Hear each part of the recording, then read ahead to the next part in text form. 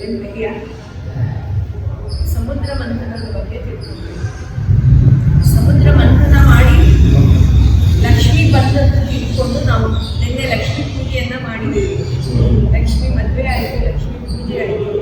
ಇವತ್ತು ಪರೀಕ್ಷಿತ್ ರಾಜ ಅವತ್ತಿನ ದಿವಸ ಏನು ಕೇಳಿದ್ದು ಅಂದರೆ, ನಾನು ಹೇಳಿದ್ದೇನು ಅಂದರೆ, ಪರೀಕ್ಷಿತ್ ರಾಜ ಕೇಳಿದ್ದು ಭಗವಂತ ಬಲಿ ಹತ್ರ ಹೋಗಿ ಏನನ್ನು ಬೇಡ್ದ, ಅವನು ಬೇಡೋನಕ್ಕಾಗಿದ್ದು ಯಾಕೆ?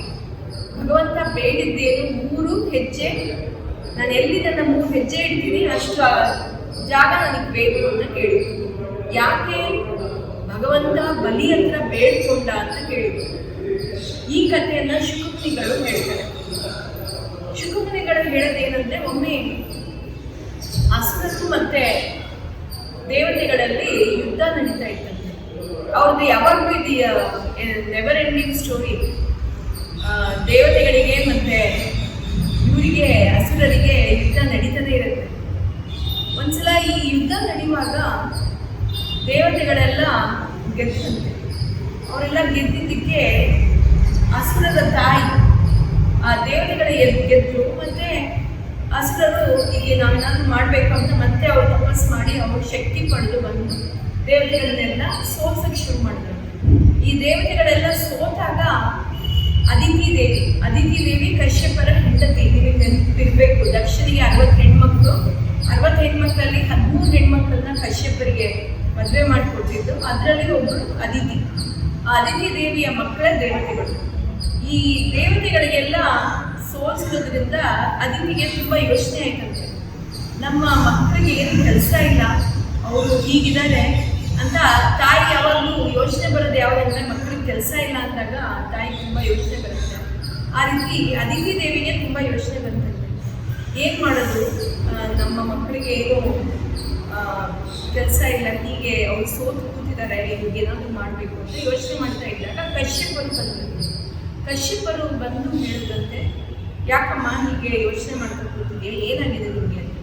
ಅದಕ್ಕೆ ಅವ್ರು ಹೇಳಿದಂತೆ, ನನ್ನ ಮಕ್ಕಳಿಗೆ ಕೆಲಸ ಇಲ್ಲ, ಅವ್ರು ಹೀಗೆ ಹಸುರದಿಂದ ಮರೆ ಮಾಡಿಕೊಂಡು ಕೂತ್ಕೊಂಡಿದ್ದಾರೆ, ಅವ್ರಿಗೆ ಏನಾದರೂ ಒಂದು ನಾನು ದಾರಿ ತೋರಿಸ್ಬೇಕು ಅಂತ. ಅದಕ್ಕೆ ಅವರು ಕಶ್ಯಪರು ಹೇಳ್ತಾರಂತೆ, ನೀನು ಒಂದು ವ್ರತವನ್ನು ಮಾಡಬೇಕು, ಫಾಲ್ಗುಣ ಮಾಸದಲ್ಲಿ ಒಂದು ವ್ರತ ಮಾಡು.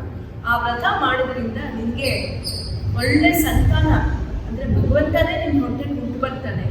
ಆ ಭಗವಂತನಿಂದ ನಿನ್ನ ಮಕ್ಕಳು ದೇವತೆಗಳಿಗೆಲ್ಲ ಒಳ್ಳೆ ಮೋಕ್ಷ ಸಿಗುತ್ತೆ. ಅಂದರೆ ಮೋಕ್ಷ ಅನ್ನೋದಕ್ಕಿಂತ ಅವ್ರಿಗೆ ಏನು ಬೇಕೋ ಅದು ಸಿಗತ್ತೆ ಅಂತ ಹೇಳ್ತಾರೆ. ಆಯಿತು ಅಂತ ಹೇಳಿ ಅವರು ಆ ವ್ರತವನ್ನು ಮಾಡೋದಕ್ಕೆ ಸಿದ್ಧ ಆಗ್ತಾರೆ. ಇಬ್ಬರು ಕೂಡಿ ವ್ರತವನ್ನು ಮಾಡ್ತಾರೆ. ಅವರಿಬ್ಬರು ಕೂಡಿ ವ್ರತ ಮಾಡಿದಾಗ ಭಗವಂತ ಬಂದು, ನಾರಾಯಣ ಬಂದು ಪ್ರತ್ಯಕ್ಷನಾಗ್ತಾನೆ. ಆಗಿ ಅದಿತಿ ದೇವಿಗೆ ಹೇಳ್ತಾನಂತೆ, ನೀನು ಯಾವ ಉದ್ದೇಶದಿಂದ ಈ ತಪಸ್ಸನ್ನು ಆಚರಿಸಿದ್ಯಾ ಅದನ್ನು ನಿನಗೆ ಗೊತ್ತು, ನಿನಗಿನ್ನೇನು ಬೇಕು ಕೇಳು.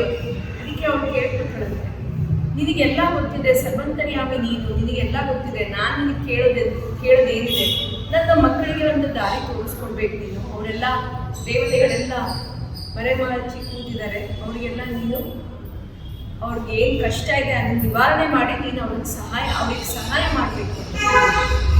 ಅದಕ್ಕೆ ಭಗವಂತ ಹೇಳ್ತಂತೆ, ನಿನ್ನ ಈ ಉದ್ದೇಶ ನಾನು ಪೂರ್ಣ ಮಾಡಬೇಕಂದ್ರೆ ನಾನೇ ನಿನ್ನ ಹೊಟ್ಟೆ ಬಿಟ್ಟು ಬರಬೇಕು, ಆವಾಗಲೇ ಈ ಕಾರ್ಯ ಸಿದ್ಧಿ ಆಗುತ್ತೆ. ಕಶ್ಯಪರಿಗೆ ಮತ್ತು ಅದಿತಿಗೆ ಇಲ್ಲದ ಸಂತೋಷ, ಭಗವಂತನೇ ನಮ್ಮ ಹೊಟ್ಟೆಯಲ್ಲಿ ಹುಟ್ಟು ಬರ್ತಾನೆ ಅಂದಾಗ ಸಂತೋಷ. ಸರಿ ಅಂತ ಹೇಳಿ ಅವರು ಕಾಯ್ತಾ ಇದ್ದಂತೆ. ಭಗವಂತ ಒಂದು ದಿವಸ ಒಳ್ಳೆ ಮುಹೂರ್ತದಲ್ಲಿ ಕಶ್ಯಪರ ಅಂಗದಲ್ಲಿ ಸೇರಿ ಹಾಗೆ ಅದಿತಿ ಗರ್ಭದಲ್ಲಿ ಪ್ರವೇಶ ಮಾಡಿದಂತೆ. ಆ ಪ್ರವೇಶ ಮಾಡಿ ಭಗವಂತ ಹುಟ್ಟಿದ ಹೇಗೆ ಅಂದರೆ, ಹುಟ್ಟಿದ ಕೂಡಲೇ ಭಗವಂತ ತಂದೆ ತಾಯಿಗೆ ಶಂಕು ಚಕ್ರ ಗದಾಧಾರಿ, ಚತುರ್ಭುಜ, 4 ಭುಜ, ಶಂಕು ಚಕ್ರ ಎಲ್ಲ ಇಟ್ಕೊಂಡು ಅವನ ಅವತಾರ ಏನಿದೆ ಅವತಾರ ದರ್ಶನ ಕೊಟ್ಟನಂತೆ. ಅದಿತಿ ದೇವಿಗೆ ಮತ್ತು ಕಶ್ಯಪರಿಗೆ ಇಲ್ಲದ ಸಂತೋಷ ಈ ರೀತಿ ನೋಡಿ ಅವರು ನಮಸ್ಕಾರ ಮಾಡಿದ್ರಂತೆ. ಅದು ಮಾಡಿದ ಕೂಡಲೇ ಸಣ್ಣ ಮಗು, ತುಂಬ ಸುಂದರವಾದ ವಟು ಅಂದರೆ ಬ್ರಾಹ್ಮಣ ಮಗು, ತುಂಬಾ ಸುಂದರವಾಗಿದ್ದಂತೆ ಅವನು ನೋಡೋದಿಕ್ಕೆ. ಎಷ್ಟು ಮುದ್ದಾದ ಕಣ್ಣು, ಎಷ್ಟು ಚೆನ್ನಾಗಿದ್ದ. ಅವನಿಗೆ ಹೆಸರು ಕೊಡ್ಬೇಕಲ್ಲ, ಅದಕ್ಕೆ ಅವನಿಗೆ ಹೆಸರು ವಾಮನ ಅಂತ ಕೊಟ್ಟರು. ವಾಮನದ ಅರ್ಥ ಏನು ಅಂದ್ರೆ ಸಂಸ್ಕೃತದಲ್ಲಿ ವಾಮನ ಅಂದ್ರೆ ತುಂಬಾ ಸುಂದರವಾದ ಮುಖ, ಸುಂದರವಾದ ದೇಹ ಅಂತ. ಅವನು ನೋಡೋದಕ್ಕೆ ಅಷ್ಟು ಸುಂದರವಾಗಿದ್ದ ಅಂತ ಅವನಿಗೆ ವಾಮನ ಅಂತ ಹೆಸರು ಕೊಟ್ಟರು. ಎಷ್ಟು ಮುದ್ದಾಗಿದ್ದ ಅಂದ್ರೆ ಭಗವಂತನಿಗೆ ನೋಡೋದಕ್ಕೆ ಆ ತಂದೆ ತಾಯಿಗೆ 2 ಕಣ್ಣು ಸಾಲ್ತಾ ಇರ್ಲಿಲ್ಲ. ಅಷ್ಟು ಸುಂದರವಾಗಿದ್ದಂತೆ. ಪುಟ್ಟ ಮಗು, ಸ್ವಲ್ಪ ದಪ್ಪಕ್ಕೆ, ಅಷ್ಟು ದಪ್ಪಕ್ಕೂ ಇಲ್ಲ, ಕುಳ್ಳ ಮಗು. ವಾಮನ ಅಂದ್ರೆ ಇನ್ನೊಂದು ಅರ್ಥ ಏನು? ಕುಳ್ಳ. ಆಮೇಲೆ ವಾಮನ ಅಂದ್ರೆ ಇನ್ನೊಂದು ಅರ್ಥ ಇದೆ, ಅದು ಏನಂದ್ರೆ ಧರ್ಮ ಮಾರ್ಗದಲ್ಲಿ ನಡೆಯೋದು. ಧರ್ಮ ಮಾರ್ಗದಲ್ಲಿ ನಡೆಯೋರಿಗೆ ವಾಮನರು ಅಂತ ಹೇಳ್ತಾರೆ. ಇದೆಲ್ಲ ಕೂಡಿದೆ ಅವನಿಗೆ ಹೆಸರು ವಾಮನ ಅಂತ ಬಂತು. ವಾಮನ ದೇವರು ಹುಟ್ಟಿದ್ದೇ ಅವನೇನು ಚಿಕ್ಕ ಮಗುವಾಗಿ ಹುಟ್ಟಬೇಕಂತ ಏನಿಲ್ಲ. ಹುಟ್ಟಿ ಬಂದಿದ್ದೇ ಅವನ ನಿಜವಾದ ಅವತಾರವನ್ನು ತೋರಿಸ್ಕೊಟ್ಟ. ಆಮೇಲೆ ದೊಡ್ಡ ಒಂದು 5-6 ವರ್ಷದ ಮಗು, ಬಾಲಕ, 7 ವರ್ಷದ ಬಾಲಕದ 5 ವರ್ಷದ ಬಾಲಕ ಅವನಿದ್ದ. ಕಶ್ಯಪರಿಗೆ ಇಷ್ಟು ಚೆನ್ನಾಗಿದ್ದಾನೆ, ಇವನಿಗೆ ನಾನು ಇದನ್ನು ಮಾಡಬೇಕು, ಅವನು ಜನ್ಮಾಂತದ ಶಾಸ್ತ್ರ ಏನಿದೆ ಅದನ್ನು ಮುಗಿಸ್ಬೇಕು, ಉಪನಯನವನ್ನು ಮಾಡಬೇಕು ಅಂತ ಯೋಚನೆ ಮಾಡಿದ್ರಂತೆ. ಒಂದು ಸ್ವಲ್ಪ ದಿವಸಕ್ಕೆ ಸರಿ ಅಂತ ಹೇಳಿ ಉಪದೇಶ ಮಾಡಿದ. ಇವ್ರಿಗೆ ಉಪದೇಶ ಮಾಡಬೇಕು, ಗಾಯತ್ರಿ ಮಂತ್ರದ ಉಪದೇಶ ಮಾಡಬೇಕು ಅಂತ ಹೇಳಿ. ಇಲ್ಲಿ ನಮಗೆ ಏನು ಕಥೆಯಲ್ಲಿ ಏನು ಬರುತ್ತೆ ಅಂದರೆ, ಒಂದು ಉಪನಯನ ಅಂತ ಮಾಡಿದಾಗ ಕರೀತಾರೆ ನಮಗೆಲ್ಲ. ಕರೆದಾಗ ನಾವು ಉಪನಯನಕ್ಕೆ ಹೋಗಿ ಏನೇನು ಉಡುಗೊರೆ ಕೊಡ್ತೀವಿ, ಆ್ಯಕ್ಚುಲಿ ಅದೊಂಥರ ಮದುವೆ ಮಾಡಿದ್ದ ಸಮಾನವಾಗೇ ಇರುತ್ತೆ. ಅದಕ್ಕೆ ತುಂಬ ಜನ ಇದು ಕೊಡ್ತಾರೆ, ಇನ್ನು ಕಾಣಿಕೆಯನ್ನು ಕೊಡ್ತಾರೆ. ಅದು ಮುಯಿ ಅಂತಾರಲ್ಲ, ಅದನ್ನು ಕೊಡ್ತಾರೆ. ಆದರೆ ಯಾವ ಥರದ್ದು ನಾವು ಕೊಡಬೇಕು ಅಂತ ನಮಗೆ ಗೊತ್ತಿಲ್ಲ. ಅದನ್ನ ಇದರಲ್ಲಿ ಕ್ಲೀನಾಗಿ ವಿವರಿಸಿದ್ದಾರೆ. ಭಾಗವತದಲ್ಲಿ ಯಾರ್ಯಾರು ಏನೇನು ಕೊಟ್ಟರು ಅವನಿಗೆ ಅಂತ ಚೆನ್ನಾಗಿ ವಿವರಣೆ ಕೊಟ್ಟಿದ್ದಾರೆ. ಆ ವಿವರಣೆಯನ್ನು ನಾನು ನಿಮಗೆ ಹೇಳಲಿಕ್ಕೆ ಇಷ್ಟಪಡ್ತೀನಿ.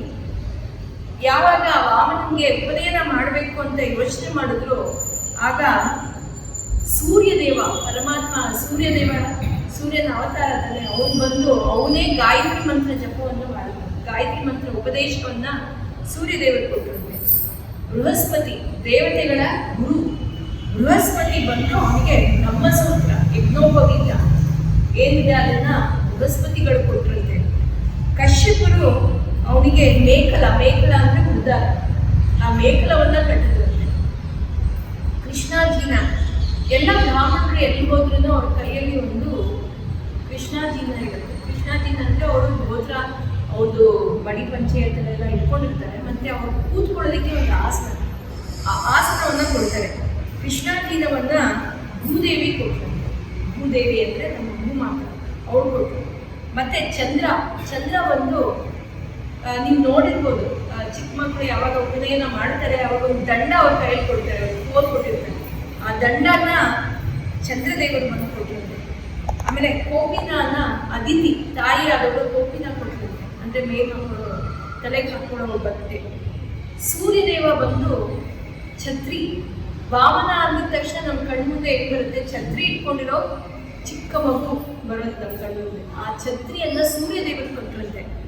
ಆಮೇಲೆ ಕಮಂಡಲ, ಬ್ರಾಹ್ಮಣರ ಕೈಯಲ್ಲಿ ಕಮಂಡಲ ಇರುತ್ತೆ, ಅದನ್ನ ಬ್ರಹ್ಮದೇವರು ಬಂದು ಕೊಟ್ಟಿರುತ್ತೆ.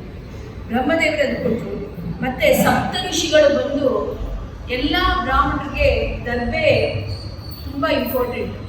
ಯಾರು ಬ್ರಾಹ್ಮಣರ ಮನೆಗೆ ಬಂದ್ರೂ ಏನು ಪೂಜೆ ಮಾಡಬೇಕಿದ್ರು ದರ್ಬೆಯನ್ನು ಕೊಟ್ಟೇ ಕೊಡ್ತಾರೆ. ಆ ದರ್ಬೆಯನ್ನ ಸಪ್ತ ಋಷಿಗಳು ಬಂದು ಕೊಟ್ಟಿರುತ್ತೆ. ಹಾಗೆ ನೋಡಿದ್ರೆ ಪಾರ್ವತಿಯ ಕೆಲಸ ಏನಾಗಿತ್ತು ಅಂದ್ರೆ, ಮೊದಲ ಭಿಕ್ಷೆ ಪಾರ್ವತಿ. ಉಪನಯನ ಮಾಡಿದಾಗ ಮಕ್ಕಳು ಹೋಗಿ ಭಿಕ್ಷೆ ಬೇಡ್ಕೊಂಡು ಬರಬೇಕು. ಆ ಮೊದಲ ಭಿಕ್ಷೆಯನ್ನ ಪಾರ್ವತಿ ಕೊಟ್ಟಂತೆ. ಈ ರೀತಿ ಶಾಸ್ತ್ರೋಕ್ತವಾಗಿ ಉಪನಯನವನ್ನ ವಾಮನ ದೇವರಿಗೆ ಮಾಡಿದ್ರು. ವಾಮನ ದೇವರಿಗೆ ಉಪನಯನ ಎಲ್ಲ ಮಾಡಾದ್ಮೇಲೆ ಈ ಕಡೆ ಬಲಿ ಚಕ್ರವರ್ತಿ ತುಂಬಾ ಪವರ್ಫುಲ್ ಆಗಿದ್ದಾರೆ. ಹಿನ್ನೆಲೆ ಏನಂದ್ರೆ, ಬಲಿ ಏನಾಗಿತ್ತಂತೆ, ಬಲಿದೇವರು ಅಸುರರೆಲ್ಲ ಯಾವಾಗ ದೇವತೆಗಳ ಜೊತೆ ಯುದ್ಧ ಮಾಡ್ತಾ ಇದ್ರು, ಒಮ್ಮೆ ಬಲಿ ಚಕ್ರವರ್ತಿ ಸತ್ತೋಗಿದ್ರಂತೆ. ಈ ಯುದ್ಧದಲ್ಲಿ ಫಸ್ಟ್ ಟೈಮು ದೇವತೆಗಳು ಗೆದ್ದರು. ದೇವತೆಗಳು ಗೆದ್ದಾಗ ಬಲಿಯನ್ನ ಸಂಹಾರ ಮಾಡಿದ್ರು. ಇದು ಬಲಿಗೆ ತಡ್ಕೊಳಕ್ಕಾಗಲಿಲ್ಲ. ಮತ್ತೆ ಈ ಅಸುರರ ಗುರುಗಳಾದ ಶುಕ್ರಾಚಾರ್ಯರಿಗೆ ಇದು ತಡ್ಕೊಳಕ್ಕಾಗಲಿಲ್ಲ. ಶುಕ್ರಾಚಾರ್ಯರಿಗೆ ಮೃತ ಸಂಜೀವಿನಿ ಮಂತ್ರ ಗೊತ್ತಿತ್ತು. ಮೃತ ಸಂಜೀವಿನಿ ಮಂತ್ರ ಅಂದ್ರೆ ಯಾರಾದ್ರೂ ಸತ್ತಿದ್ರೆ ಅವ್ರಿಗೆ ಮತ್ತೆ ಬದುಕಿಸೋ ಮಂತ್ರ. ಈ ಮೃತ ಸಂಜೀವಿನಿ ಮಂತ್ರ ಹೇಳಿ ಸತ್ತಿರೋ ಬಲಿಯನ್ನ ಮತ್ತೆ ಬದುಕಿಸಿದ್ರು. ಅದಲ್ಲದೆ ಅಲ್ಲಿದ್ದ ಅಸುರರನ್ನೆಲ್ಲ ಬದುಕಿಸಿದ್ರು ಅವರು. ಈಗ ಬಲಿಯನ್ನ ಬದುಕಿಸಿ ಅವನಿಗೆ ಶುಕ್ರಾಚಾರ್ಯರ ತೇಜಸ್ಸು, ಅವ್ರ ಮಂತ್ರದ ಫಲ ಏನಿದೆ ಅದನ್ನೆಲ್ಲ ಅವರಿಗೆ ಧಾರೆ ಎರೆದ್ರು. ಯಾವಾಗ ಬಲಿಗೆ ಈ ಎಲ್ಲ ಶಕ್ತಿ ಸಿಕ್ತು, ಬಲಿಗೆ ಶುಕ್ರದಶೆ ಶುರುವಾಯಿತು.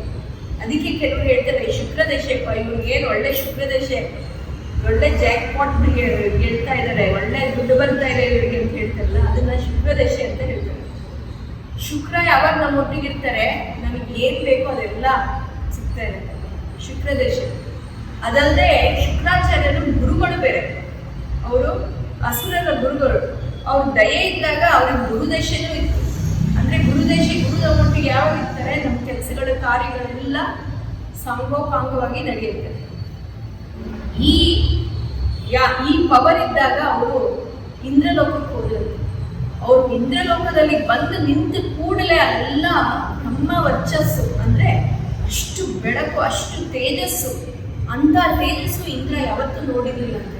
ಇಂದ್ರ ಅಂತ ತೇಜಸ್ ನೋಡಿ ಬೃಹಸ್ಪತಿ ದೇವತೆಗಳ ಗುರು ಹತ್ರ ಹೋಗಿ ಕೇಳಿದಂತೆ, ಏನಿದು ಬಲಿ ಈ ರೀತಿ ಇದ್ದಾನೆ, ಯಾಕೆ ಇಷ್ಟು ತೇಜಸ್ಸಿಂದ ನಮಗೆಲ್ಲ ಇದೆಲ್ಲ ಹೆದರಿಕೆ ಆಗೋಗೆ ನಮ್ಮ ಮುಂದೆ ಬಂದು ನಿಂತಿದ್ದಾನೆ. ಆಗ ಗುರುಗಳು ಬೃಹಸ್ಪತಿ ಗುರುಗಳು ಹೇಳಿದಂತೆ, ನೋಡು ಅವನಿಗೆ ಇವಾಗ ಶುಕ್ರದಶೆ ಇದೆ, ಶುಕ್ರನ ಸಂಪೂರ್ಣ ತೇಜಸ್ಸು ಅವನಲ್ಲಿದೆ, ಮತ್ತೆ ಅವ್ರ ಗುರುಗಳು ಅವರ ಅನುಗ್ರಹ ಕೂಡ ಇದೆ. ನೀನಿವಾಗ ನಿನ್ನೊಟ್ಟಿಗೆ ಯುದ್ಧ ಮಾಡಕ್ಕೆ ಹೋಗ್ಬೇಡ, ನೀನು ಇಲ್ಲಿಂದ ಹೊರಟೋಗೋದು. ಅದಕ್ಕೆ ಈ ದೇವತೆಗಳೆಲ್ಲ ಅಲ್ಲಿಂದ ಹೊರಟು ಬಂದ್ಬಿಟ್ಟಿರ್ತಾರೆ. ಇವಾಗ ಈ ದೇವತೆಗಳೆಲ್ಲ ಬಂದಿದ್ದಾರೆ. ಈ ದೇವತೆಗೋಸ್ಕರ ಇವರೆಲ್ಲ ಅಲ್ಲಿ ಬಿಟ್ಟು ಬಂದಿದ್ದಾರೆ. ಯುದ್ಧ ಮಾಡಿದ್ರೆ ಬಲಿ ಅಲ್ಲಿ ಅವ್ನಿಗೆ ಏನ್ ಬೇಕೋ ಅದು ಸಿಕ್ತು, ಅವನಿಗೆ ಕಷ್ಟಪಡದಲ್ಲೇ ಅವನಿಗೆ ಸಿಕ್ತು. ಅದಕ್ಕೆ ದೇವಿ ತಪಸ್ ಮಾಡಿ ಪಯೋವ್ರತ ಅಂತ ಹೇಳ್ತಾರೆ. ಆ ಪಯೋವ್ರತ ಮಾಡಿ ವಾಮನನನ್ನ ಮಗನಾಗಿ ಪಡೆದಿದ್ರು. ಈ ವಾಮನ ಇವಾಗ ಆ ದೇವತೆಗಳಿಗೆ ಅವರ ಇಂದ್ರಲೋಕ ವಾಪಸ್ ಕೊಡಿಸ್ಬೇಕು ಅಂತ ಅವತಾರ ಇಟ್ಟಿದ್ರು. ಹೀಗಾಯ್ತು. ಇಲ್ಲಿ ಬಲಿ ಚಕ್ರವರ್ತಿ ರಾಜನಾಗಿ ಅವನು ಎಲ್ಲ ರೀತಿಯ ಯಾಗಗಳು ಅದೆಲ್ಲ ಮಾಡ್ತಾ ಇದ್ದ. ಹೀಗೆ ಇದ್ದಾಗ ಎಲ್ಲ ಸುದ್ದಿ ಬಂತು, ಅಶ್ವಮೇಧ ಯಾಗ ಮಾಡ್ತಾ ಇದ್ದಾರೆ ಬಲಿ ಚಕ್ರವರ್ತಿ ಅಂತ. ಆ ಅಶ್ವಮೇಧ ಯಾಗ ಯಾರು ಬಂದು ಏನ್ ಬೇಡಿದ್ರು ಅವ್ರಿಗೆಲ್ಲ ನಾನು ಕೊಡ್ತೀನಿ ಅಂತ ಬಲಿ ಚಕ್ರವರ್ತಿ ಒಂದು ಒಪ್ಪಂದ ಮಾಡ್ಕೊಂಡಿದ್ದಂತೆ. ಸರಿ ಅಂತ ಹೇಳಿ ಇದೇ ಸಮಯ ಒಳ್ಳೇದು ಅಂತ ಹೇಳಿ ವಾಮನ, ಆ ಚಿಕ್ಕ ಒಟ್ಟು ವಾಮನ ಅದೇ ಅವತಾರದಲ್ಲಿ ಬಲಿ ಚಕ್ರವರ್ತಿ ಎಲ್ಲಿ ಅಶ್ವಮೇಧ ಯಾಗ ಮಾಡ್ತಾ ಇದ್ರು ಆ ಜಾಗಕ್ಕೆ ಹೋದ. ಆ ಜಾಗಕ್ಕೆ ಯಾವಾಗ ವಾಮನರು ಬಂದ್ರು, ಆ ಜಾಗ ಫುಲ್ಲು ಎಷ್ಟು ಕೋಟಿ ಸೂರ್ಯನ ತೇಜಸ್ಸಿಂದ ಪ್ರಜ್ವಲಿತವಾಗಿತ್ತಂತೆ. ಅಷ್ಟು ದಗದಗಕಾರವಾಗಿ ಆಕಾರವಾಗಿ ಅಷ್ಟು ಬೆಳಕು, ಅಷ್ಟು ಸೂರ್ಯ ವರ್ಚಸ್ಸು ಅಲ್ಲೇ ಆ ಜಾಗದಲ್ಲಿದ್ದಂತೆ. ಆ ವರ್ಚಸ್ಸು ಬಂದಿದ್ದ ಕೂಡಲೇ ಅಲ್ಲಿ ಯಾರ್ಯಾರು ಕೂತಿದ್ರು ಬಲಿ ಎಲ್ಲ ಆ ಗುರುಗಳು ಯಾರ್ಯಾರು ಮಂತ್ರಘೋಷ ಓದ್ತಾ ಇದ್ರು, ಯಾರ್ಯಾರ ಅಶ್ವಮೇಧ ಯಾಗ ನೋಡೋದಿಕ್ ಬಂದಿದ್ರು, ಎಲ್ಲರ ನೋಟ ವರ್ಚಸ್ಸು ಎಲ್ಲಿಂದ ಬರ್ತಾ ಇದೆ ಆ ಕಡೆಗೆ ಸರಿ. ಎಲ್ಲರೂ ಆ ಕಡೆ ನೋಡ್ತಾ ಇದ್ರು, ಎಲ್ಲಿಂದ ಈ ಬೆಳಕು ಬರ್ತಾ ಇದೆ ಅಂತ ಹೇಳಿ ಎಲ್ಲರೂ ವಾಮನನನ್ನೇ ನೋಡ್ತಾ ಇದ್ದಾರೆ. ಎಲ್ಲರೂ ಸರ್ಪ್ರೈಸ್ ಆಗಿ ಒಂಥರ ದಿಗ್ಭ್ರಾಂತರಾಗಿ ಆ ವಾಮನನ ಅವತಾರವನ್ನೇ ನೋಡ್ತಾ ಇದ್ರು. ಅಷ್ಟು ಸುಂದರವಾಗಿದ್ದಂತೆ ಅವ್ರ ಕಣ್ಣು ಆ ವಾಮನನಿಂದ ಮಿಟಕ್ಸಕ್ಕೆ ಆಗ್ತಾ ಇರಲಿಲ್ಲ, ಅಷ್ಟು ಸುಂದರವಾಗಿದ್ದ ವಾಮನ. ಬಲಿ ಚಕ್ರವರ್ತಿ ದೂರದಿಂದ ನೋಡಿ ಎತ್ತಿ ಓಡಿ ಬಂದಂತೆ. ಓಡಿ ಬಂದು ವಾಮನನ ಕೈಯಾರೆ ಇಟ್ಕೊಂಡು ಕರ್ಕೊಂಡು ಹೋದಂತೆ ಹೊರಗಡೆ. ದಯವಿಟ್ಟು ನೀವು ಬರಬೇಕು ಅಂತ ಹೇಳಿ ಕರ್ಕೊಂಡು ಹೋಗಿ ಅವನ ಪಾದವನ್ನು ತೊಳೆದು ಆ ತೀರ್ಥವನ್ನು ಸ್ವೀಕರಿಸಿ ಎಲ್ಲರಿಗೂ ಕೊಟ್ಟಂತೆ. ಆ ತೀರ್ಥವನ್ನು ಚಿಕ್ಕಿಸ್ಕೊಂಡಂತೆ. ಎಂಥ ಪವಿತ್ರ ಪಾದ ಅದು, ಎಂಥ ಪವಿತ್ರ ತೀರ್ಥ ನೋಡಿ. ಅವನ ಪಾದದ ಅಡಿಯಲ್ಲಿ ಇರೋದೇ ಗಂಗಾ. ಆ ಗಂಗೆಯನ್ನೇ ಅವನು ಅವನಿಗೆ ಅರ್ಪಣೆ ಮಾಡಿ ಆ ಗಂಗೆಯನ್ನೇ ಅವನು ಸ್ವೀಕರಿಸಿದ. ದೂರದಿಂದ ಶುಕ್ರಾಚಾರ್ಯ ಎಲ್ಲ ನೋಡ್ತಾ ಇದ್ದಾರೆ. ವಾಮನ ಬಂದು ಕೂತಿದ್ದಾನೆ. ರಾಜ ಬಲಿ ಚಕ್ರವರ್ತಿ ಪಾದ ತೊಳೆದಿದ್ದಾನೆ. ಬಲಿ ಚಕ್ರವರ್ತಿ ಹೇಳ್ತಾರಂತೆ, ಭಟುಗಳೇ, ನಿಮ್ಗೆ ಏನ್ ಬೇಕು ನೀವು ಬೇಡ್ಕೊಡಿ. ನಾನಿಲ್ಲಿ ಅಶ್ವಮೇಧ ಯಾಗ ಮಾಡ್ತಾ ಇದ್ದೀನಿ. ಯಾರಿಗೆ ಏನ್ ಬೇಕೋ ಅದು ನಾನು ಕೊಡ್ತೀನಿ. ನಿಮ್ಗೆ ಏನ್ ಬೇಕೋ ಅದು ನೀವು ಕೇಳಿ. ಅದಕ್ಕೆ ವಾಮನ ಹೇಳ್ತಾನಂತೆ, ಚಿಕ್ಕ ಬಾಲಕನ ನಾನು ಕೇಳಿದ್ರೆ ನೀನು ಕೊಡ್ತೀಯಲ್ಲ, ಅದ್ರಲ್ಲಿ ಖಂಡಿತ ಸಂಶಯ ಇಲ್ಲ. ನೀವೇನ್ ಕೇಳ್ತೀರ ಅದು ನಾನು ಕೊಡ್ತೀನಿ ಅಂತ ಹೇಳ. ಹಿಂಜರಿಬಾರ್ದು. ನಾನು ಏನ್ ಕೇಳ್ತೀನಿ ಅದರಿಂದ ಖಂಡಿತ ನಿಮ್ಗೆ ಏನ್ ಬೇಕೋ ಅದನ್ನು ಕೇಳಿ. ಅದಕ್ಕೆ ವಾಮನ ಹೇಳ್ತಂತೆ, ನಮ್ಗೆ ಇನ್ನೇನು ಬೇಡ, ನನ್ನ 3 ಹೆಜ್ಜೆ ಇಡ್ತೀನಿ, ಅಷ್ಟು ಜಾಗ ನೀವು ನನಗೆ ಕೊಡ್ಬೇಕು. ಅದಕ್ಕೆ ರಾಜ ನಕ್ಕಿ ಹೇಳಿದ್ರಂತೆ, ಬಲಿ ಹೇಳಿದ್ರಂತೆ, ಹೇ ಮಗು, ನಿಂಗೇನು ಅರ್ಥ ಆಗ್ತಾ ಇಲ್ಲ. ನಿನ್ನ ಹೆಜ್ಜೆ ಎಷ್ಟು ಚಿಕ್ಕದು, ನಿನ್ನ ಪಾದ ಎಷ್ಟು ಸಣ್ಣದಿದೆ. ಆ ಪಾದದಲ್ಲಿ ನೀನು 3 ಹೆಜ್ಜೆ ಇಟ್ಟರೆ ನಿಮ್ಗೆ ಒಂದಿಷ್ಟು ಜಾಗ ಸಿಗಲ್ಲ. ಒಂಥರ ರಾಜನ ಹತ್ರ ಹೋಗಿ ಬರೀ ನನ್ನ 10 ಪೈಸೆ ಕೊಟ್ಟ ಹಾಗೆ ಕೇಳಿದ ಥರ ಅದು ಲೆಕ್ಕ ಅಂತ ಅವನಿಗೆ ಅರ್ಥೈಸಿ ಹೇಳೋದಕ್ಕೆ ಹೋಗ್ತಾರಂತೆ. ವಾಮನ ಹೇಳ್ತಾರಂತೆ, ಇಲ್ಲ ಇಲ್ಲ, ನನಗೇನು ಬೇಕು ನನಗೆ ಅಷ್ಟೇ ಬೇಕು. ನಾನೇನು ಕೇಳ್ತೀನಿ ನನಗೆ ಅಷ್ಟು ಕೊಡು ಸಾಕು. ದೂರದಿಂದ ಶುಕ್ರಾಚಾರ್ಯ ಏನ್ ನಡೀತಾ ಇದೆ ಎಲ್ಲ ನೋಡ್ತಾರೆ. ಶುಕ್ರಾಚಾರ್ಯ ಅಲ್ಲಿಗೆ ಬರ್ತಾರೆ. ಬಲಿ, ಮೋಸ ಹೋಗ್ತಾ ಇದೀಯ ನೀನು. ನಾನ್ ನಿನ್ ಗುರು, ನಾನು ಹೇಳೋ ಮಾತನ್ನು ನೀನು ಕೇಳಬೇಕು. ನೀನು ಏನ್ ಕೇಳ್ತೀನಿ ಅದನ್ನ ನೀನು ಕೊಡ್ಬಾರ್ದು ಅಂತ ಹೇಳ್ತಾರೆ. ನಾನು ಏನ್ ಹೇಳಿ ಅವ್ನು ಏನ್ ಕೇಳ್ತಾನೆ ನೀನು ಅದನ್ನ ದಯವಿಟ್ಟು ಕೊಡ್ಬೇಡ ಅಂತ ಹೇಳ್ತಾನೆ. ಬಲಿ ಚಕ್ರವರ್ತಿ ಹೇಳ್ತಾರಂತೆ, ಇದಂತೂ ಆಗದೇ ಇಲ್ಲ. ನಾನು ಈ ಅಶ್ವಮೇಧ ಯಾಗದಲ್ಲಿ ಯಾರು ನನ್ನ ಬಾಗ್ಲಿಗೆ ಬಂದು ಏನ್ ಬೇಕು ಅಂದ್ರೆ ನಾನು ಕೊಡ್ಲೇಬೇಕು ಅಂತ ನಾನು ಸಂಕಲ್ಪ ಮಾಡಿದ್ದೀನಿ. ನಾನು ಕೊಡ್ಲೇಬೇಕು. ನಾನು ನಿನ್ ಗುರು ಹೇಳ್ತಾ ಇದ್ದೀನಿ, ನನ್ನ ಮಾತು ನೀನ್ ಕೇಳ್ತಾ ಇಲ್ಲ ಅಂದ್ರೆ ನಿನ್ನ ಇಡೀ ಆಸ್ತಿ ನಿನ್ನ ಬಿಟ್ಟು ಹೋಗ್ಲಿ ಅಂತ ಶಾಪ ಕೊಡ್ತಾರಂತೆ. ಈ ಶಾಪಕ್ಕೋಸ್ಕರ ವಾಮನ ಕಾಯ್ತಾ ಇದ್ರು, ಭಗವಂತ ಕಾಯ್ತಾ ಇದ್ರು. ಯಾಕೆ ಅಂದ್ರೆ ಅದಿತಿ ದೇವಿ ಯಾವಾಗ ಭಗವಂತನ ಕೇಳ್ತಾಳೆ, ಬೇಡ್ಕೊತಾಳೆ, ವ್ರತ ಮಾಡಿ ತಪಸ್ ಮಾಡಿ ನನ್ನ ಮಕ್ಕಳನ್ನ ಬಿಡುಗಡೆ ಮಾಡು ಅಂದಾಗ ದೇವ್ರು ಏನ್ ಹೇಳಿರ್ತಾರಂತೆ, ನೋಡು ಅವರಿಗೆ ಗುರುಗಳ ಬ್ರಾಹ್ಮಣರ ಆಶೀರ್ವಾದ ಇದೆ. ಬ್ರಾಹ್ಮಣರು ಹೇಳಿರೋದು ಯಾವಾಗ್ಲೂ ನಡೆಯುತ್ತೆ. ನಾನಿವಾಗ ಏನು ಮಾಡೋಕ್ಕಾಗಲ್ಲ, ಸಮಯ ಬಂದಾಗ ಮಾಡ್ತೀನಿ ಅಂತ ಇದೇ ಸಮಯಕ್ಕೆ ಕಾಯ್ತಾ ಇದ್ದೆ. ಬಲಿಗೆ ಇವಾಗ ಏನ್ ಶಾಪ ಬಂತು, ನಿನ್ನ ಆಸ್ತಿ ಎಲ್ಲ ನಿನ್ ಬಿಟ್ಟು ಹೋಗ್ಲಿ ಅಂತ ಅದೇ ಶಾಪಕ್ಕೆ ಕಾಯ್ತಾ ಇತ್ತು. ಅಂದ್ರೆ ಆವಾಗ ಅವ್ರ ಕೆಲಸ ಆಗತ್ತೆ. ಅಲ್ಲಿ ನಾವು ಏನ್ ನೋಡ್ಬೇಕು ಅಂದ್ರೆ ಅದೊಂದು ಸ್ಟ್ರಾಟಜಿ, ವಾಮನ ದೇವರ ಸ್ಟ್ರಾಟಜಿಯಲ್ಲಿ ಅವ್ರು ಮಾಡಿದ್ರು. ಶುಕ್ರಾಚಾರ್ಯ ಹೇಳಿದಂತೆ, ನಾನು ನಿಮ್ಗೆ ಹೇಳ್ತಾ ಇದ್ದೀನಿ ನೀನು ಕೊಡ್ಬೇಡ ಅಂತ, ನೀನು ಕೊಡ್ತೀನಿ ಅಂದ್ರೆ ನಿನ್ನ ಇಡೀ ಆಸ್ತಿ ನೀನು ಬಿಟ್ಟು ಹೋಗಿ.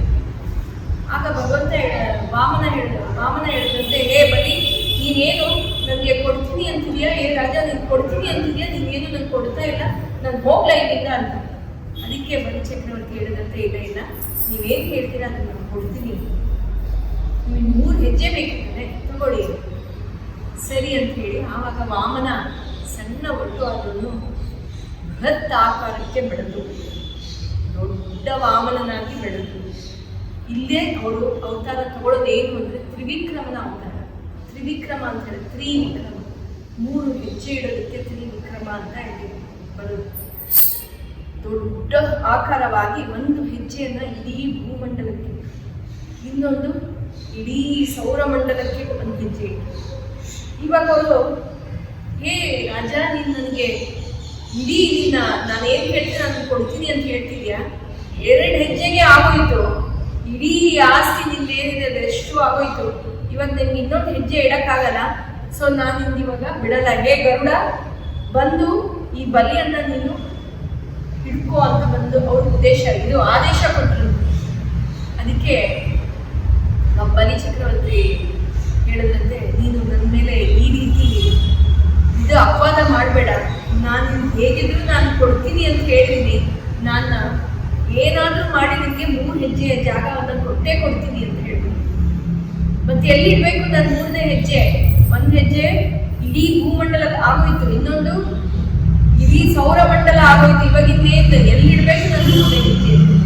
ಆವಾಗ ಬಲಿ ಚಕ್ರವರ್ತಿ ಹೇಳಿದಂತೆ, ನನ್ನ ತಲೆಯ ಮೇಲೆ ನೀನು ನಿನ್ನ ನಿನ್ನ ಮೂರನೇ ಪಾದವನ್ನು ಇಡು, ಶಿರಬಾಗಿ ತನ್ನ ತಲೆಯ ಮೇಲೆ ಇಡು ಅಂತ ಹೇಳ್ತಾರೆ. ಇವಾಗ ವಾಮನರಿಗೆ ಅತಿ ಅವ್ರ ಮೇಲೆ, ಭಕ್ತನ ಮೇಲೆ ತುಂಬ ಪ್ರೀತಿ ಹುಟ್ಟಿ ಅವ್ರು ಯಾವಾಗ ಇದನ್ನು ಮಾಡ್ತಾ ಇದ್ರು ಮೇಲಿಂದ ಪ್ರಹ್ಲಾದ ರಾಯರು ನೋಡ್ತಾ ಇದ್ರು. ಪ್ರಹ್ಲಾದ ಯಾರು? ಹಿರಣ್ಯಕಶಿಪುವಿನ ಮಗ. ಅವರ ಪಾರಂಪರೆಯಲ್ಲೇ ಹುಟ್ಟಿರೋದು ಬಲಿ.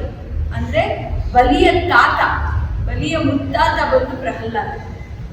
ಅವರು ಮೇಲಿಂದ ನೋಡ್ತಾ ಇದ್ರಂತೆ, ಭಗವಂತನಿಗೆ ಹೇಳ್ತಾ ಇದ್ರಂತೆ, ನನ್ನ ಮೊಮ್ಮಗನಿಗೆ ನೀನು ಶಾಪ ಕೊಡಬೇಡ ಅಂತ ಹೇಳಿ. ಈಗ ಪ್ರಹ್ಲಾದರು ಮೇಲಿಂದ ನೋಡಿ ಬಲಿಯ ಒಂದು ಅವನ ಜ್ಞಾನಕ್ಕೆ ಅವರು ಮೆಚ್ಚಿಕೊಂಡ್ರು. ಆಮೇಲೆ ಭಗವಂತ ಒಂದು ಮೂರನೇ ಪಾದವನ್ನ ಬಲಿಯ ತಲೆ ಮೇಲೆ, ಶಿರದ ಮೇಲೆ ಇಟ್ಟಿದ್ದ ಕೂಡಲೇ ಬಲಿ ಕೆಳಗಡೆ ತಲಾತಲ ಅತಲ ಸುತಲ ಅಂತೆಲ್ಲ 7 ಲೋಕಗಳಿದ್ದಾರೆ, ಅಲ್ಲಿಗೆ ಹೋಗೋದು. ಅಲ್ಲಿ ಹೋಗಿ ಅಲ್ಲಿ ಅವರು ಸುತ್ತಲ ಲೋಕದಲ್ಲಿ ರಾಜರಾಗ್ತಾರೆ. ಅದೇ ಸುತ್ತಲ ಲೋಕದಲ್ಲಿ ಬಲಿ ಚಕ್ರವರ್ತಿ ಈಗಲೂ ಇದ್ದಾರೆ ಅಂತ ಹೇಳ್ತಾರೆ. ಅಲ್ಲಿ ಭಗವಂತನಿಗೆ ಈ ಆತ್ಮ ನಿವೇದನೆ ಮಾಡಿರೋದು ಯಾರು? ಬಲಿ.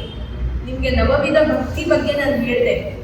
ನರಸಿಂಹನ ಅವತಾರದಲ್ಲಿ ಕಡೆಯ ಭಕ್ತಿ, 9ನೇ ಭಕ್ತಿಯ ಆಕಾರ ಏನು, ಭಕ್ತಿಯ ಸಂಕೇತ ಏನು ಅಂದರೆ ಆತ್ಮ ನಿವೇದನೆ. ಅದನ್ನ ಇಲ್ಲಿ ಬಲಿ ಚಕ್ರವರ್ತಿ ಮಾಡಿರೋದು.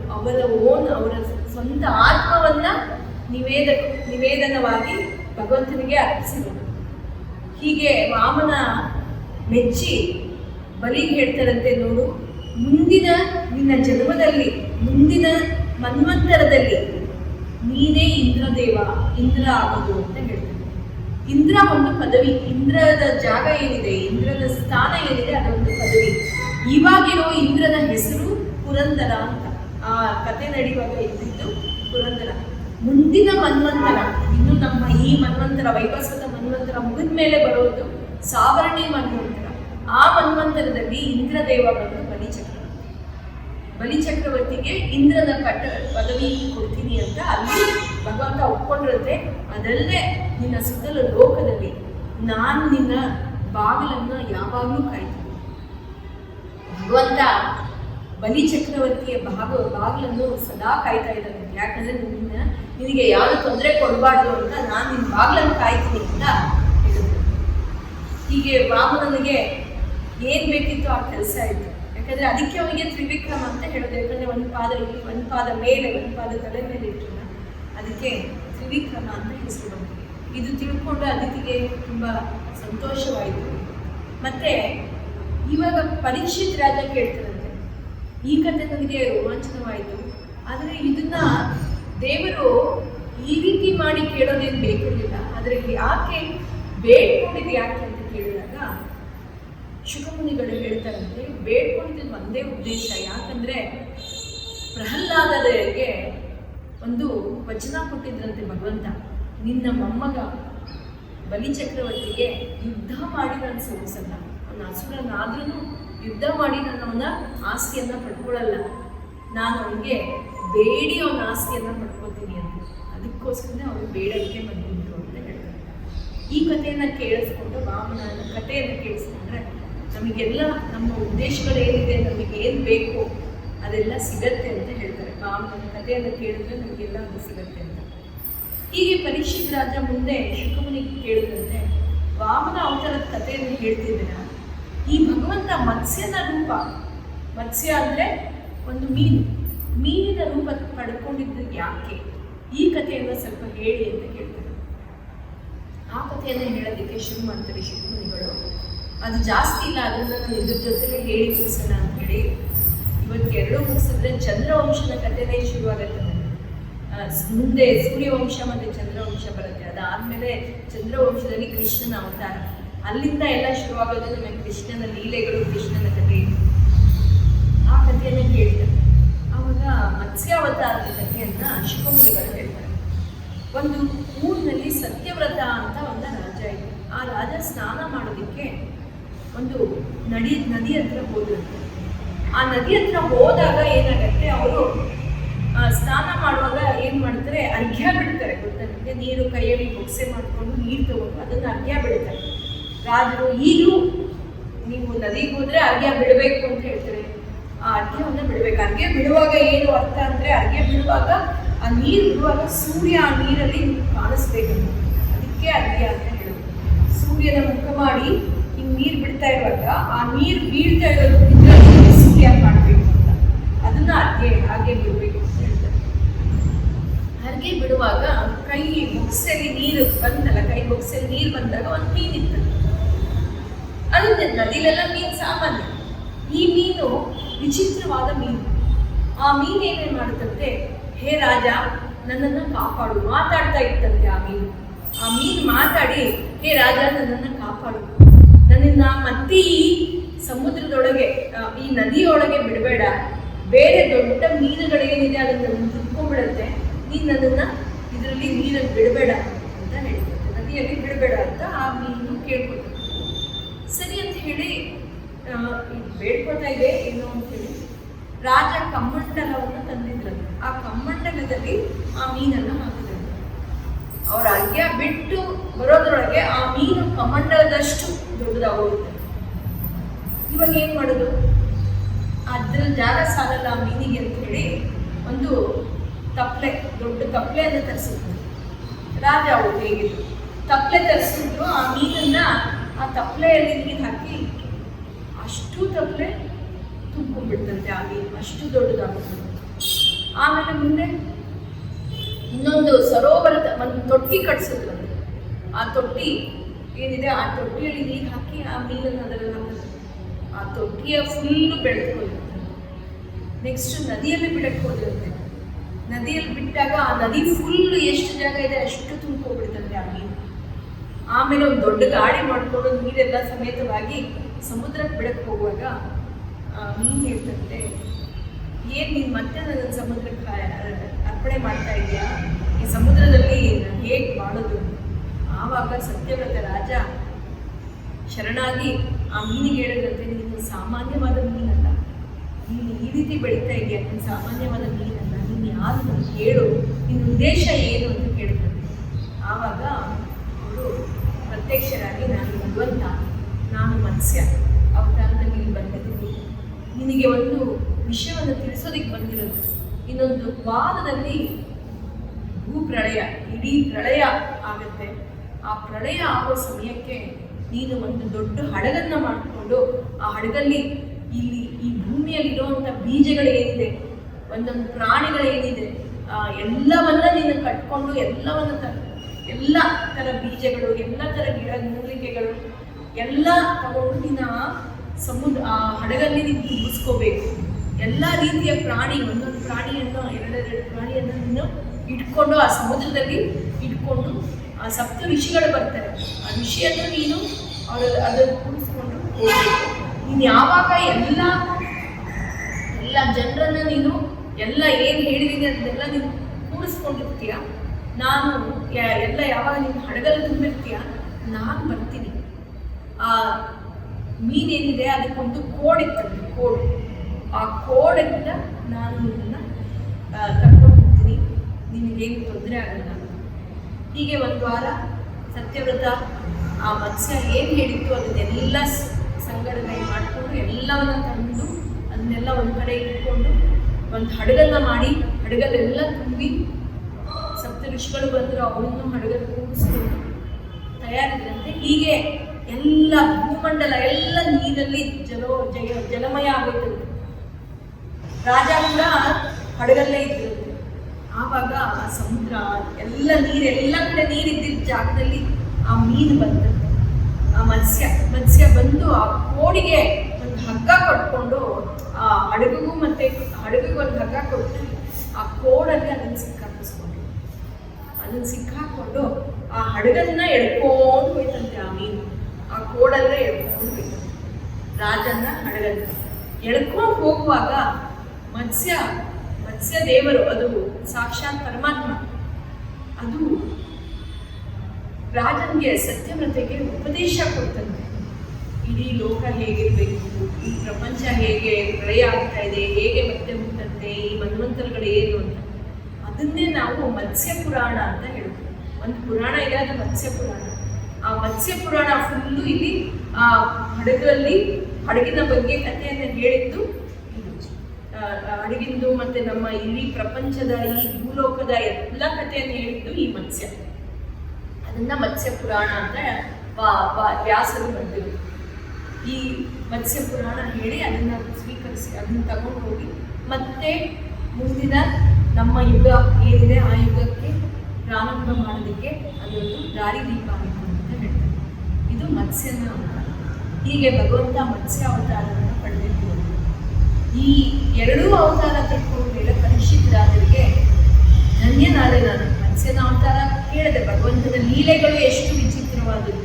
ಅವರು ಮತ್ಸ್ಯನ ಅವತಾರ ಪಡೆದಿದ್ದಾರೆ, ವಾಮನನ ಅವತಾರ ಪಡೆದಿದ್ದಾರೆ. ನಮಗೋಸ್ಕರ ಎಷ್ಟು ಭಕ್ತರಿಗೆ ಏನ್ ಬೇಕೋ ಆ ಭಕ್ತರಿಗೆ ಕೊಡೋದಕ್ಕೆ ಅವ್ರು ಯಾವ ಅವತಾರ ಬೇಕಿದ್ರು ಪಡೆದಿದ್ದಾರೆ. ನಾವು ಮತ್ಸ್ಯ ಅವತಾರ ಕೇಳ್ತೀವಿ, ವಾಮನ ಅವತಾರ ಕೇಳ್ತೀವಿ, ಆಮೇಲೆ ನರಸಿಂಹನ ಅವತಾರ ಕೇಳಿದ್ದೀವಿ, ಮತ್ತೆ ಇನ್ಯಾವ ಅವತಾರ ಕೇಳಿದ್ದೀರಾ? ವರಾಹ ಅವತಾರ ನೆನಪಿದೆಯಾ? ವರಾಹನ ಅವತಾರನೂ ಕೇಳಿದ್ದೀವಿ. ಭೂಮಂಡಲ, ಹಿರಣ್ಯಕಶ್ಯಪು, ಹಿರಣ್ಯಾಕ್ಷ, ಹಿರಣ್ಯಕಶ್ಯಪುನ ತಮ್ಮ. ಅವನು ಭೂಮಿಯನ್ನ ಕೆಳಗಡೆ ನೀರಲ್ಲಿ ಬಿಟ್ಟಾಗ ವರಾಹ ರೂಪ ಪಡೆದು ಆ ಮುಂಗಿನ ಕೋಡಲ್ಲಿ ನಮ್ಮ ಭೂಮಿಯನ್ನು ಎತ್ತಿದ್ದು ಕಥೆ ನಾನು ಬರೆದು ಹೇಳಿದ್ದೀನಿ. ಹೀಗೆ ಈ 4 ಅವತಾರಗಳನ್ನು ಕೇಳಿದ್ದೀವಿ. ಮುಂದೆ ಬರೋದು ನಮ್ಮ ರಾಮನ ಅವತಾರ. ರಾಮಾಯಣ ಇಲ್ಲಿ ಕೇಳಾಗಿದೆ, ರಾಮನ ಅವತಾರ ಬರುತ್ತೆ. ಮತ್ತೆ ಪರಶುರಾಮನ ಅವತಾರ, ಅದನ್ನು ಅಲ್ಲಿ ಒಂದು ಸ್ವಲ್ಪ ನಾವು ಕೇಳಿದ್ದೀವಿ. ಈ ಕಥೆಯನ್ನು ನಾವು ಸೂರ್ಯವಂಶದ ಕಥೆ ಅಲ್ಲಿ ಬರುತ್ತೆ. ಅದೆಲ್ಲ ಈಗ ರಾಮನ ಅವತಾರ ಸೂರ್ಯವಂಶ, ರಾಮ ಸೂರ್ಯವಂಶದವನು. ಆ ಸೂರ್ಯವಂಶದ ಕಥೆ ರಾಮನ ಅವತಾರ ಪಡೆಯೋ ಮುಂಚೆ ಮಧ್ಯ ಇನ್ನೊಂದು ಚೂರು ಏನೇನೋ ನಡೆದಿದೆ, ಅದೊಂಚೂರು ಇಷ್ಟು ಹೇಳ್ಬಿಟ್ಟು ಆಮೇಲೆ ರಾಮನ ಅವತಾರ ಆದ್ಮೇಲೆ ಬರೋದು ನಮಗೆ ಚಂದ್ರವಂಶ. ಚಂದ್ರವಂಶದಲ್ಲಿ ಹುಟ್ಟಿ ಬರೋದೇ ನಮ್ಮ ಕೃಷ್ಣ. ಈ ಕಥೆಯಿಂದ ನಾವು ಮುಂದೆ ಕೇಳೋಣ. ಯಾಕಂದ್ರೆ ಇದು ಬರೋ ಮುಂಚೆ ನಭ ಚಕ್ರವರ್ತಿಯ ಕಥೆಯನ್ನು ಕೇಳಬೇಕು. ಸಣ್ಣ ಸಣ್ಣ ಕಥೆಗಳಿದೆ. ನಾನು ಅಂದ್ಕೊಂಡೆ ಡೈರೆಕ್ಟು ಕೃಷ್ಣ ಜನ್ಮಾಷ್ಟಮಿಗೆ ಕೃಷ್ಣ ಹುಟ್ಟ ಹಾಗೆ ಮಾಡೋಣ ಅಂತ. ಬಟ್ ಅಲ್ಲಿ ಮಧ್ಯ ಬರೋ ಎಷ್ಟೊಂದು ಕತೆ ಅದೆಲ್ಲ ತಿಳ್ಕೋಬೇಕು ನೀವು. ಅದನ್ನೆಲ್ಲ ಬಿಟ್ಬಿಟ್ರೆ ಕೃಷ್ಣನ ಹತ್ರ ಡೈರೆಕ್ಟ್ ಹೊಟ್ಟೋದ್ರೆ ಅದೆಲ್ಲ ಬಿಟ್ಟೋಗತ್ತೆ ಅಂತ ಹೇಳಿ ಪರವಾಗಿಲ್ಲ, ಅದು ಮುಗಿಸೇ ಆಮೇಲೆ ಕೃಷ್ಣನ ಅವತಾರಕ್ಕೆ ಹೋಗೋಣ ಅಂತ ಅನ್ಕೊಂಡೆ. ಇಲ್ಲಿಗೆ ಸರಿ. ಹರೇ ಹರೇ ಹರ ಪಾತಕಾನಿ ಹರೇ ಹರೇ ಮೇ ಮಂಗಳಾನಿ ಹರೇ ಹರೇ ಮೇ ತವ ದೇಹಿ ದಾಸ್ಯಂ ಹರೇ ಹರೇ ಮೇ ತವ ಭಕ್ತಿರಸ್ತು ಹರಯೇ ನಮಃ ಹರಯೇ ನಮಃ.